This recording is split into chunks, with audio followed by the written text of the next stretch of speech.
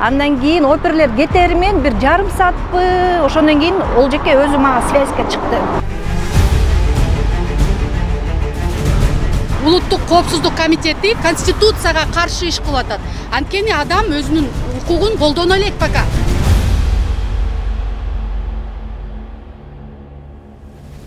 Ассаламу алейкум, урматтуу көрүүчүлөр. Биз азыр ГКМБнын алдында турабыз. Өзүңүздөр көрүп тургандай эле жазуучу жана журналист Олжобой Шакирти ГКМБга алып кирип кетти деген маалымат бизге түшкөн.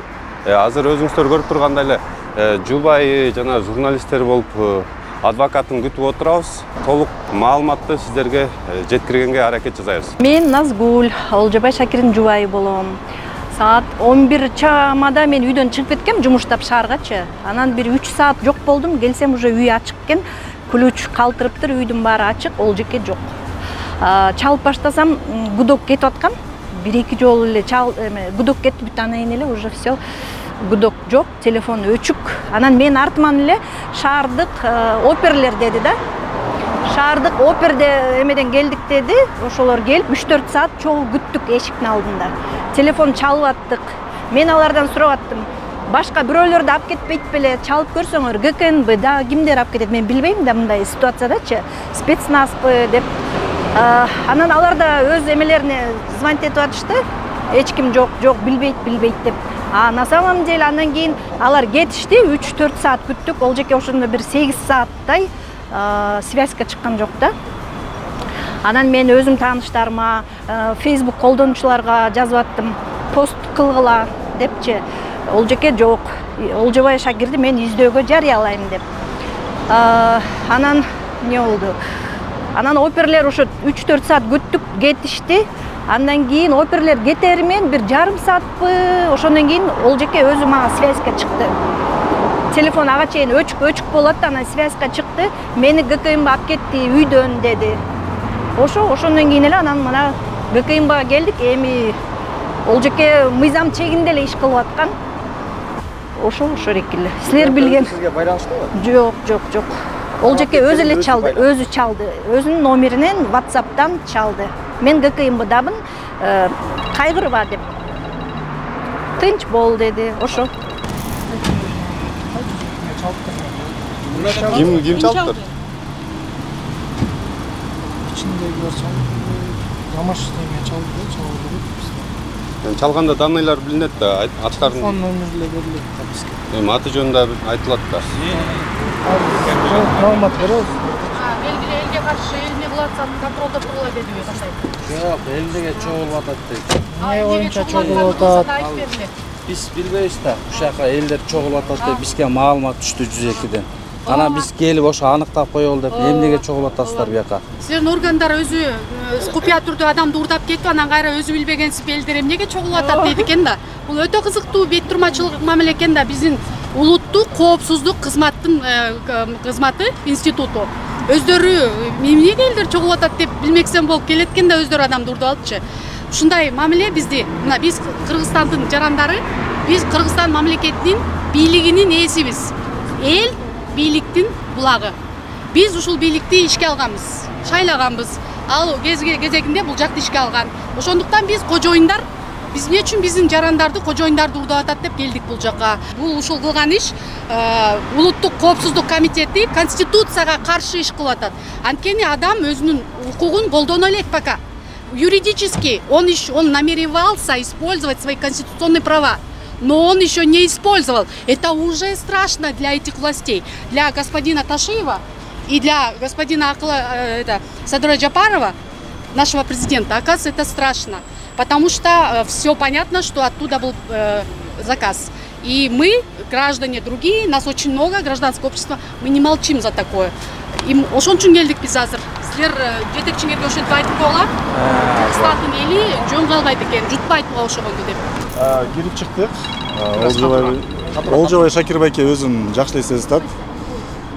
Бүгүн саат 5 чамасында аны үйүнө барып, УКМКнын кызматкерлери бул жака алып кетиптир. Кандайдыр бир УКМКнын кызматкерлерине арыздооматы жок экен. Эмне айып коюп атыптыр? Эми Олжобой байкеге ушул массалык башалмалыктарды баш шаламандыктарга үгүттөө, бийлик өкүлдөрүнө жигерди баш ийбөөгө жана бийликти күч менен басып алууга деп айып коюлуп жатат. Негиз барбы ошого? Эч кандай негиз жок. Ага, эч кандай негиз жок. Биз айтып келебиз, бул Олжобай Шакир байке өзүн жана ушул өзүнүн жанагы социалдык тармактар аркылуу элди жана менени өзүн тынчтык митингге гана чакырган. Тынчтык пост үчүнбү, комментарий үчүнбү, эмне үчүн? Ошол жанагы акыркы убактарда чыгарып жаткан публикациялар боюнча экспертиза дайындалыптыр. Ошол эле жанагы Жанышбек уулу жана Семенова деген дежурный эксперттер жанагы политологический экспертизаларды өткөзүп, алар жанагы экспертизаларды бекитип, жанагы Кемпирабад боюнча дагы алар өзүңүздөр билгендей ошолор экспертизалардын корутундуларын чыгарып берген. Ошол адамдардын корутундусунун негизинде бүгүн Олжобай Шакир байкени камакка алды. Буйруса 48 саатка камакка алынды. Эртең биздин оюбузча сотко апарып кармалгандыгын, мыйзамдуулугун жана 2 айга камакка алуу же үй камагына чыгаруу маселеси эртең каралат. 24 августта түштөн кийин баш коргоо чарасы каралат экен. Бирок мен ушул Олжобай Шакир кандайдыр бир башаламандык уюштуруп бийликти басып алууга максат кылат дегенге таптакыр ишенбейм. Бул статьялардын өзү көрүнгөн адамга коюла берип, көрүнгөн активистке коюла берип, көрүнгөн журналистке коюла берип, бул тамтыгы чыкты, бул абсурд болуп калды. Бул анекдот болуп калды, мындай күлкүлүү болуп калды да. Анан Олжобай Шакир кандайдыр бир бийликти басып алууну ниет кылган дегендин өзү мындай күлкүлүү. Ал ооба ачуу сындары менен, катуу безге сайгандай сөздөр менен белгилүү. Бирок деген бийликпи, ал жерде саясатчыларбы мынандай сындарга чыдашы керек. Ал чектен чыкканын, мыйзамдан тыш иш аракет кылганын эч кандай көргөн эмесмин.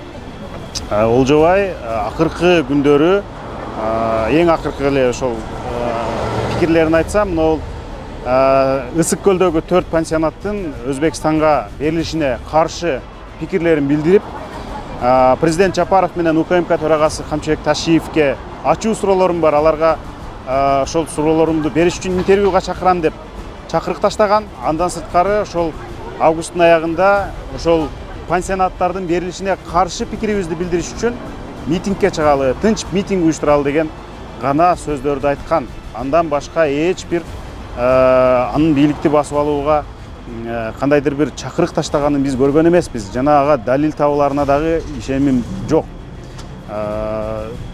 Мунун өзү абсурд. Биз эртең соттон дагы көрөбүз эмне болгонун, кандай айыптар тагылып атканын, булардын жүйөлөрү канчалык бекем экенин. Мен оюмча бул абсурд. Ошону гана айтам. Азыркы учурда кысым болгон жокпу? Сөз эркиндикке. Бул сөз эркиндигине чоң кысым. Кыргызстан, кыргыз эли дегеле негизи илгертен эле баш кесмек бар, тил кесмек жок деген. Башыңды кесип алса дагы тилиңди кесип ала албайт. Сыныңды каерде болбосун айтып турасың деп ошондой принцип менен жашап келген. Азыркы деле ошол нерсе менен биз жашап, элибиз ошону туу тутуп, ошонун негизинде мына сын айтып жүргөн адамды бийликке алып келди.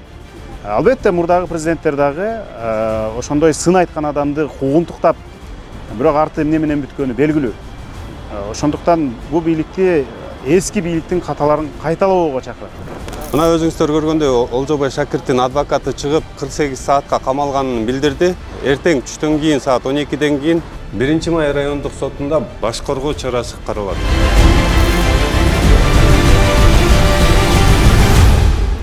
Сиздин 87 сомуңуз Кыргызстанда коррупция менен күрөшүүгө кандай жардам берет? Анткени Айтайт ТС каналынын миссиясы Кыргызстандын элине кызмат кылуу, элдин үнү болуу. Биз силердин көзүңөр менен карап, кулагыңар менен угуп, чилистендердин карасантай схемаларын ачыкка чыгарабыз. Аларды сиздер менен биздин кызыкчылыгыбыз үчүн, азыркы эркин Кыргызстандын жыргалчылыгы үчүн иштөөгө мажбурлайбыз. Эркиндик берилбейт, ага жетүү керек. Ал үчүн күрөшүүбүз керек. Patreon жөнүндө толук инструкцияны видеонун алдындагы шилтемеден көрсөңүз болот. Patreon'дон бизди колдоңуз.